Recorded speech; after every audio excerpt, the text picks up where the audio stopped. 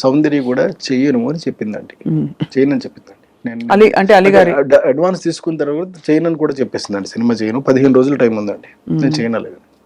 చేయకపోతే మానేయమ్మా, ఎందుకు చేయవు నేను తెలుసుకోవాలి మరి, ఎందుకంటే 15 రోజుల్లో ఉంది కదా మరి.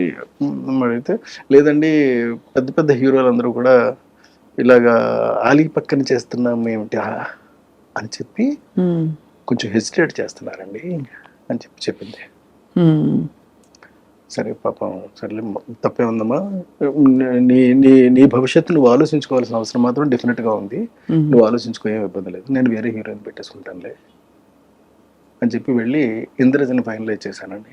ఏంటి సార్? ఇంద్రజని, ఇంద్రజ గారు ఇంద్రజని ఫైనలైజ్ చేసి, అప్పుడు ఏదో చిన్న బేబీ లైట్ లా ఉంటే ఆ లైట్ వేయండి అని చెప్పాను. ఏదో షూటింగ్లో ఉందండి ఇంద్రజ, లైట్ వేస్తే చూసి అమ్మాయి బాగుంది ఓకే అని చెప్పాను. అంటే నేను ఆలోచించాలి ఫేస్ వరకే కదా, నేనేమి చూసి ఇవన్నీ చూడవలసిన అవసరం నాకు లేదు.